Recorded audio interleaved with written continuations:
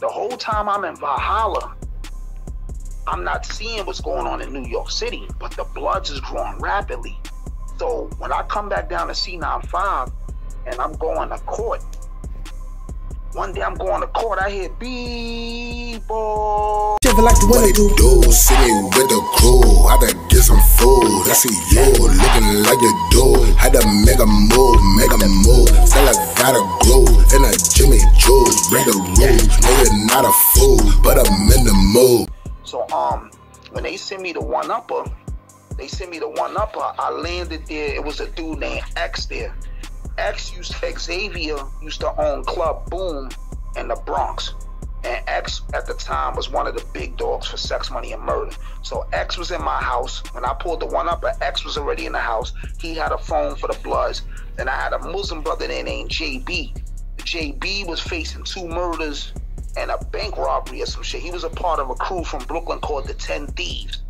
So these niggas, the 10 Thieves, them niggas was like sticking banks up and all type of funny different shit. So one-upper was like a high classification house. So whenever you get into fights and shit like that, your classification keep going up, and you're on the island and shit. So when I'm in one-upper, I kind of find out Xavier was Hassan Campbell's co-defendant at the time. They was fighting like 3 homicides. They wound up beating them shits too. But I found that out a little later. But Xavier had the phone for the Bloods. JB had the phone for the Muslims. There's a lot of Muslims in the house. Some of the Muslims, one of the Muslims was a dude named Sasquatch.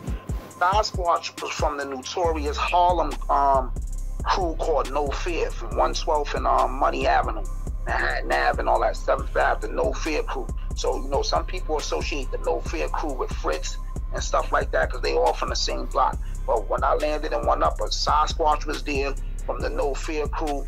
My man Linwood Jones was there, a.k.a. Cool Waters.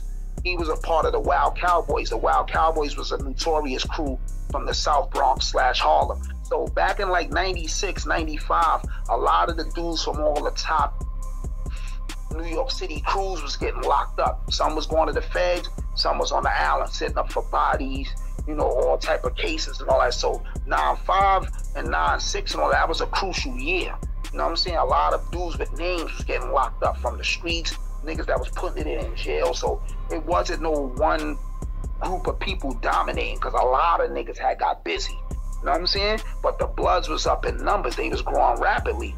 So mind you, remember, I bailed out in 9-6 and then I came back. But when I came back, when the police caught me on a Sunday, they caught me coming from the Black Expo. They caught me on a Sunday and they locked me up for the Mount Vernon shit May 19th. I'm thinking I'm going back to the island because I'm already type established in the 4 buildings. So I'm like, all right, I'm good. I'm sorry, y'all locking me up. I'm good.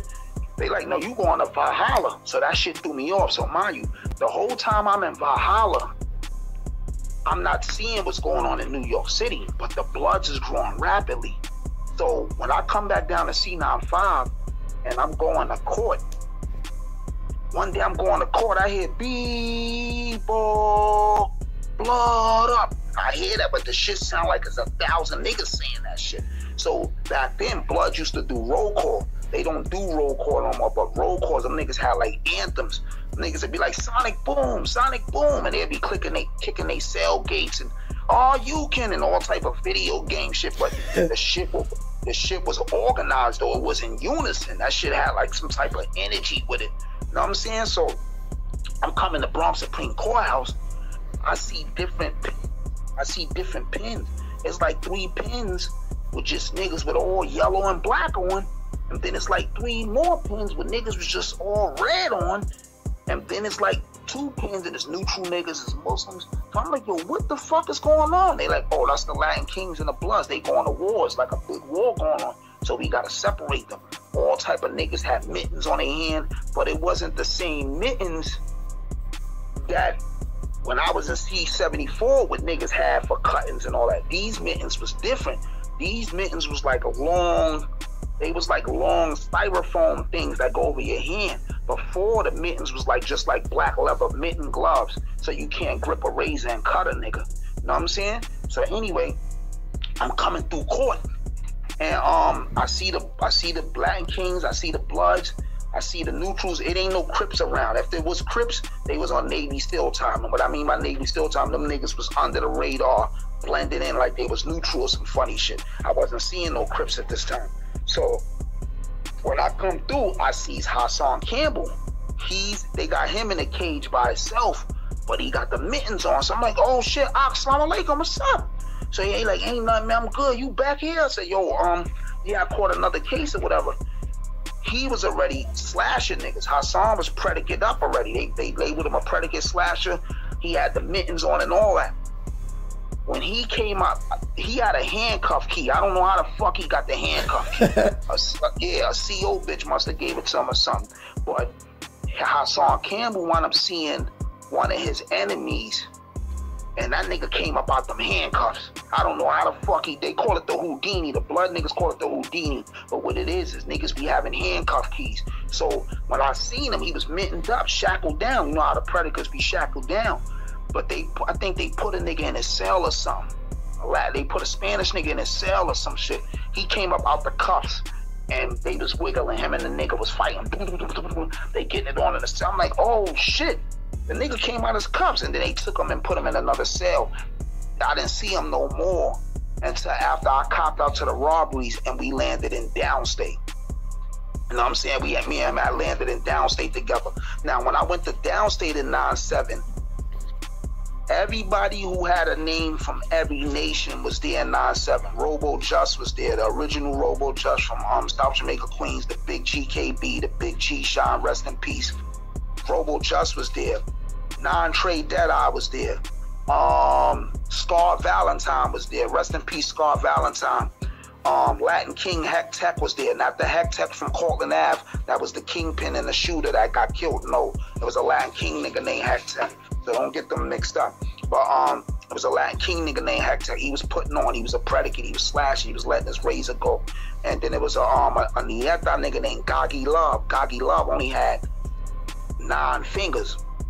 So one day I'm in the mess hall. I'm eating in the mess hall, and when downstate niggas come in a line and they gotta walk around the tables to get to their food, to get to the line, to the tray line to get their tray and then their food. So when Goggy Love and Hack Tech come in, just so happened I'm sitting like 2 rows over from the Scar Valentine nigga. They pops on Scar Valentine in the mess hall. They tried to eat the nigga in the mess hall. So the Valentine bloods popped off with Scar Valentine. The Valentines wasn't a real big blood set. And I think they was like an underrated blood set. But if a nigga said he was Valentine, 9 out of 10 he was official because it wasn't that many of them. You know, the dudes with the most numbers at that time was like the Stones. It was 1 billion Stones. Shout out to Ty Guns, OG Ty Guns. That's my day one nigga from back in the days. Ty Guns, the GF for the whole Stone Nation. And shout out to my dude Dick Wolf. You know what I'm saying? But yeah, the Stones was super deep, so they popped on him in downstate. But everybody was there with a name in 9/7 because niggas all had cases. Niggas was going up. Some niggas was coming down. It was, bro. It was a zoo. It was a zoo, bro. And back then you had to put on, bro. It was like either man up or be man down.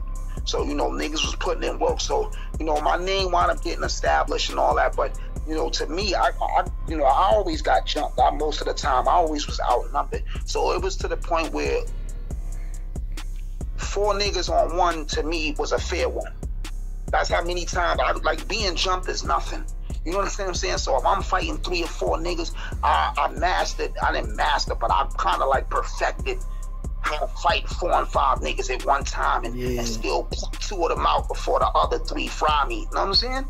I feel you, cause I was never on the blood shit neither. So it's really like if nobody was there to co-sign you, like if it wasn't somebody from the hood that was controlling the temperature, especially if you weren't from the Bronx, you're gonna get jumped. So you might as well just get as savage as you can real quick before they get up on you.